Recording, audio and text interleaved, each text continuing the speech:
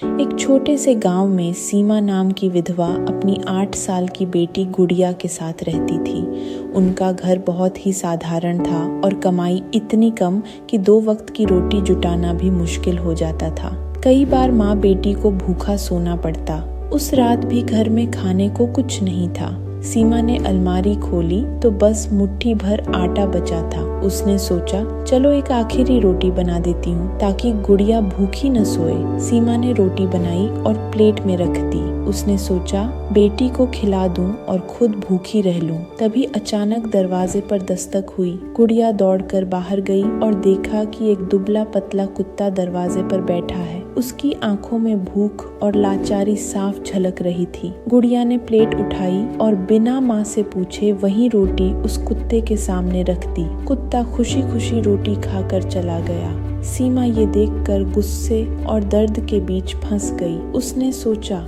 हमारे पास खाने को कुछ नहीं और मेरी बेटी ने वही आखिरी रोटी भी दे दी। अब कल सुबह क्या होगा? उसकी आंखों से आंसू निकल पड़े। रात बड़ी मुश्किल से बीती, लेकिन अगली सुबह एक अनहोनी हुई। दरवाजे पर जोर से दस्तक हुई। सीमा ने दरवाजा खोला। सामने गांव का एक किसान खड़ा था। उसके हाथ में अनाज की एक बोरी थी। किसान बोला, कल मैंने खेत में काम करते वक्त प्यास से बेहाल होकर पानी मांगा था। आपकी बेटी ने मुस्कुराकर मुझे पानी दिया। उसी ने मुझे इंसानियत याद दिलाई। मैं आभार जताने आया हूँ। ये अनाज आपकी बेटी के लिए। सीमा हैरान रह गई। कल रात जिस बेटी ने भूख के बावजूद रोटी दे दी थी, उसी की मासूमियत ने आज घर में बरकत ला दी। उसने बेटी को गले लगाया और मन ही मन कहा, सचमुच जब हम दूसरों के साथ बांटते हैं तो खुदा हमारे हिस्से को और बढ़ा देता है।